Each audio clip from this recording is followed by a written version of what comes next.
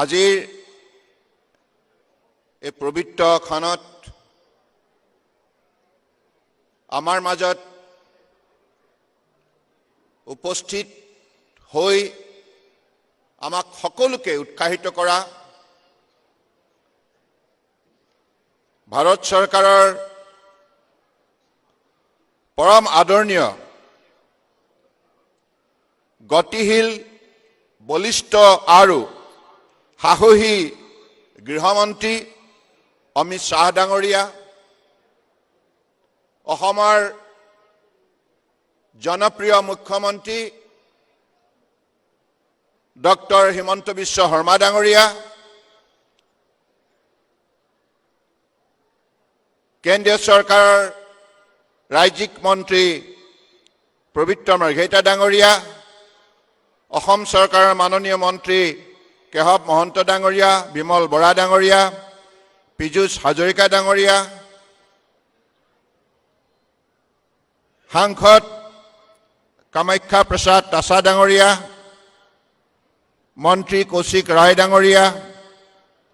কৃষ্ণেন্দু পাল ডাঙৰীয়া,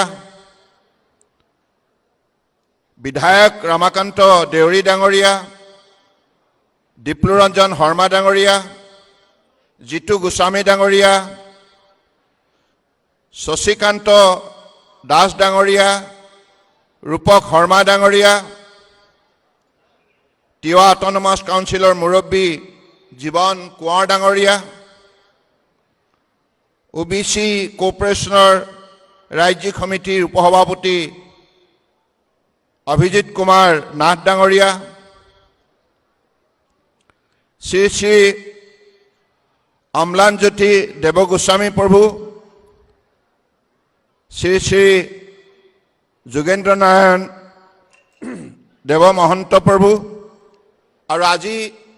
এই সভাত অংশগ্ৰহণ কৰা পৰম শ্ৰদ্ধা ৰাইজ আৰু সাংবাদিক বন্ধুসকল, আজি আমি সকলোৱে মহাপুৰুষ শ্ৰীমন্ত শংকৰদেৱৰ এই পবিত্ৰ স্থানত জন্মস্থানত আমি সমবেত হৈছোঁ। গুৰুজনাৰ প্ৰতি সকলোৱে ভক্তিভাৱ লৈ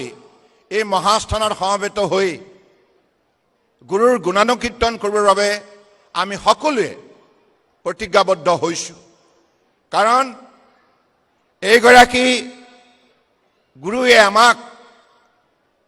জীৱনৰ পথত কেনেধৰণে অগ্ৰসৰ হ'ব লাগে, সমাজ পাতি শৃংখলাবদ্ধভাৱে কেনেধৰণে আমি আমাৰ জীৱন যাত্ৰাক সুচাৰুৰূপে আগুৱাই নিব লাগে আৰু প্ৰাণী জগতৰ প্ৰতি দায়বদ্ধতাৰে দায়িত্ব সহকাৰে কেনেধৰণে আমাৰ মানৱ ধৰ্ম পালন কৰিব লাগে, এই সকলোবিলাক কথা গুৰুজনাই আমাক নৱবৈষ্ণৱ আন্দোলনৰ যোগেদি সকলোকে শক্তিশালীভাৱে প্ৰদান কৰি গৈছে। মই ভাবোঁ এই অমৃতবাণী লৈ আজি অসমীয়া জাতিয়ে বিশ্বৰ বুকুত নিজৰ পৰিচয়, সামাজিক পৰিচয়, সাংস্কৃতিক পৰিচয়, আধ্যাত্মিক পৰিচয় দিবৰ বাবে সক্ষম হৈছে। গুৰুজনাৰ প্ৰতি কোটি কোটি প্ৰণিপাত যাচিছোঁ, গুৰুজনাৰ আশীষ বিচাৰিছোঁ। কাৰণ অসমৰ বুকুত বসবাস কৰা বৰাক ব্ৰহ্মপুত্ৰ পাহাৰ ভৈয়ামৰ এই 3,50,00,000 লোকে আজিৰ তাৰিখত আমি সকলোৱে মনত ৰাখিব লাগিব, মহাপুৰুষ শ্ৰীমন্ত শংকৰদেৱে তেখেতে যি গীত মাত ভাওনা আৰু উল্লেখযোগ্য ৰচনাৱলী, সেই আধ্যাত্মিক চেতনা শক্তি প্ৰদান কৰিবৰ বাবে এখন সমাজক শাৰীৰিকভাৱে, মানসিকভাৱে, আধ্যাত্মিকভাৱে সবল কৰাৰ বাবে যিখিনি জীৱনজোৰা সাধনাত মগ্ন হৈছিল, তাৰ ফলশ্ৰুতিতে আজি আমি জ্ঞানৰ পোহৰ পাইছোঁ, ভক্তিৰ অনুভূতি আয়ত্ত কৰিছোঁ আৰু অসমীয়া সমাজখনে বিভিন্ন ক্ষেত্ৰত আজি নিজৰ ব্যক্তিত্বত শক্তি প্ৰদৰ্শন কৰিবলৈ সক্ষম হৈছে। গতিকে এই মহাস্থান, পবিত্ৰ স্থান মানসিকভাৱে কংগ্ৰেছৰ 55 বছৰীয়া শাসনকালত ভাবিব নোৱাৰাকৈ ক্ষতিগ্ৰস্ত হৈছিল আৰু ইয়াত থকা বৈষ্ণৱপ্ৰাণ ভক্তবৃন্দই সকলো সময়তে আতংকিত অৱস্থাত থাকিব লগা হৈছিল কাৰণ সন্দেহযুক্ত বিদেশীৰ বেদখলৰ বাবে দিনক দিনে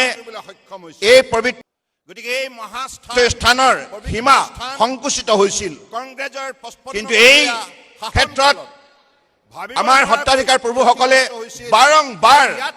সেই সময়ত কংগ্ৰেছ চৰকাৰৰ আবেদন নিবেদন কৰাৰ পাছতো কোনো দিনেই এই গুৰুত্বপূৰ্ণ কথাটো তেখেতসকলে আগ্ৰহ নকৰিলে ইয়াৰ সমাধানৰ বাবে সূত্ৰ উলিয়াবৰ বাবে উপায় উদ্ভাৱন কৰিবৰ বাবে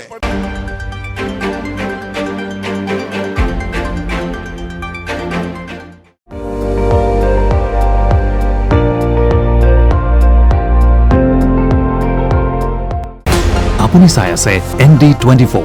সৰ্বশ্ৰেষ্ঠ নহয় সৰ্বোত্তমৰ দৌৰত